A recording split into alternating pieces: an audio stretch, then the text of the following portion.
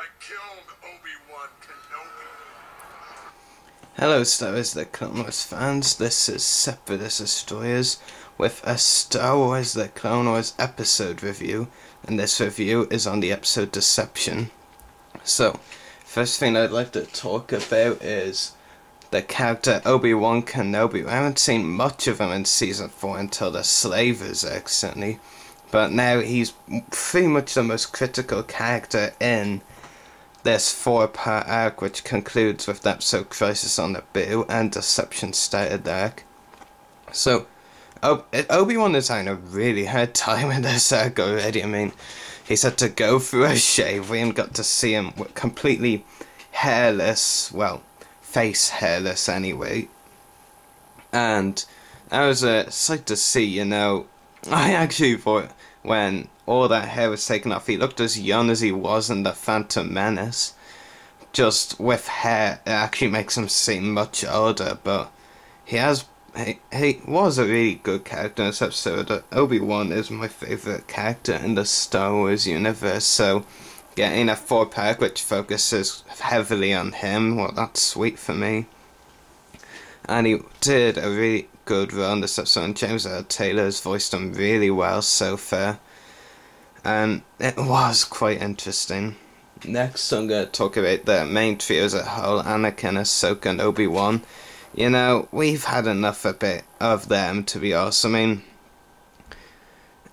may not like their character much, but of course Anakin being heavily involved in the first part of this episode, you know, when Obi-Wan gets sniped, because he has known Obi-Wan for a very long time. Ahsoka, though, is pretty unnecessary, but I'm hoping in Season 5 and beyond, depending on how many seasons they do after that, is they need to focus more on other Jedi, like Saesee Tiin. We still need to see him in live action, and getting Oppo Rancisis on the series as well would be good as well.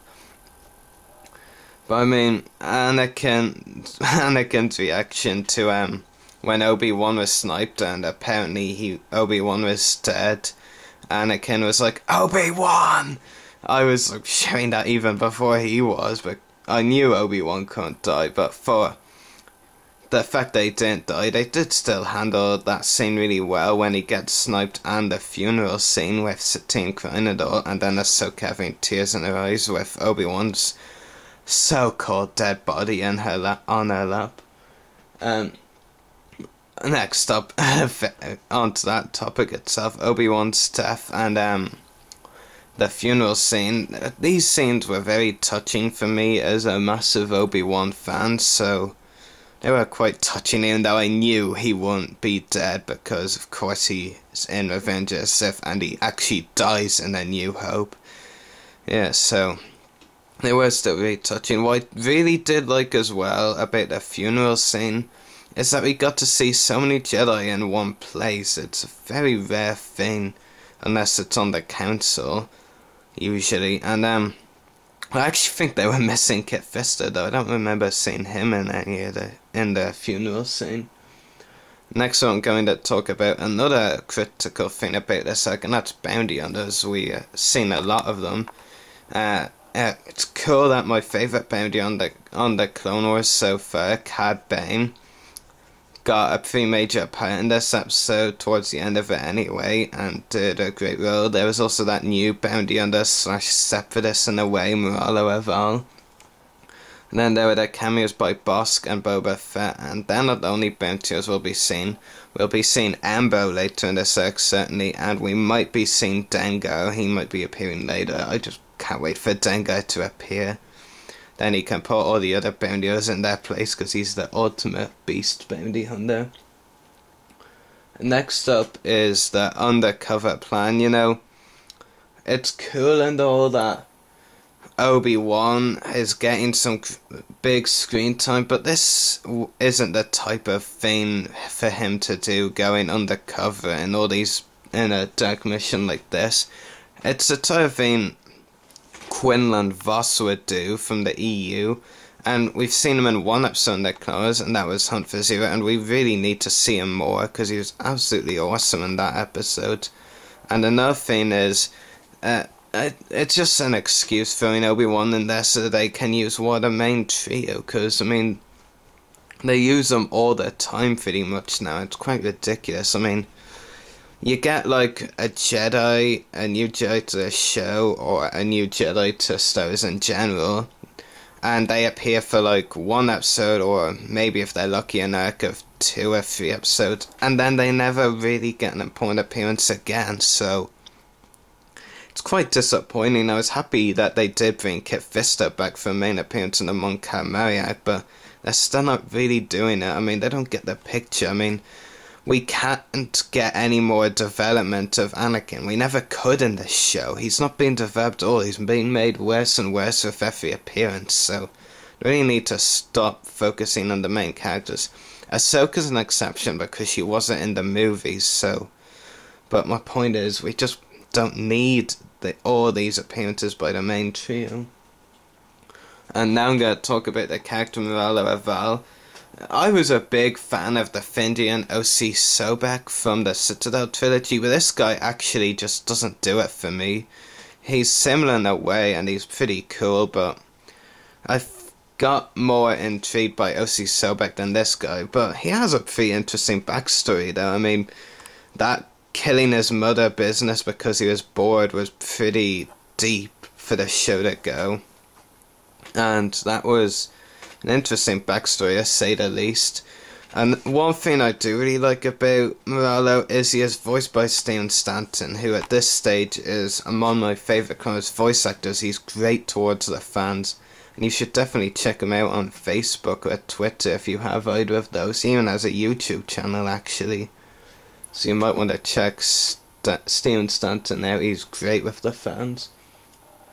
Next up is the Shock Troopers and Commander Fox. It was great to see Fox make a cameo, but I've never really cared much for the character. If it just means that his appearance there briefly is to get an awesome Clone Wars figure, because Fox as a figure would be really sweet in Phase 2 Emma, then yeah, I'd really like that, but the character just doesn't do it for me. I much prefer Clone Commander Stone or a Clone Lieutenant in the Clone Wars Fire. And the Shock Troopers were great to see as well, and they played a pretty important role in parts of the episode, like the prison break and all that. And something interesting I found in the trivia section on StarWars.com earlier today was the clone officer hats that we see them wear. This is the first episode these hats appeared in. That's not actually true, because they were also in Escape from Cadaver. What I think happened is it's sort of like that tactical droid business in Season 1, because TX-20, the one from the Ryloth arc, was meant to be the first tactical droid on the series, but then there was that green one in Jedi Crash. I think it's something along those lines. I mean, they made an error of judgment, or maybe the crew put the hats in to Escape from Cadaver without telling Filoni. I don't know. I'm also going to talk about the cameo of Boba Fett and Bossk. They were very interesting cameos and were handled really well. I mean, now this has been brutally honest here. Bossk did more in his 1 minute or 2 in this episode than he did in the entire Season 3 finale. And I think he had just as many quotes as well.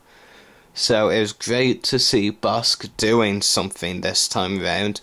It's not like standing around like a boss or whatever you want to call it. Lastly, he didn't appear, but I'm really hoping he will at one point in the second. That's Dengar, because I was really looking forward to this episode, because we're going to see lots of bounty hunters. I was hoping my favourite bounty hunter, Dengar, would show up, but he didn't. So I was really disappointed with that. It hasn't really changed my rating for this episode much, but it is something I'm disappointed with. They create all this hype over the bounty hunters, and he doesn't show up. And there's reports that he might not even show up in this arc at all if the episode Bounty, episode 20 of this season, is about bounty hunters like it's suspected. Anyway, my rating for this episode is 8.5 out of 10. Good action, great plot, but it was just a few things I don't really like about this episode. I think it could have done with a bit more action, a bit less talk, but that's just me.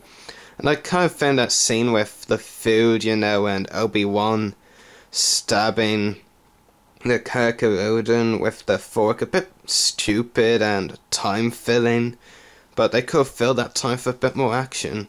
Anyway, hope you all have enjoyed this review. May the Force be with you.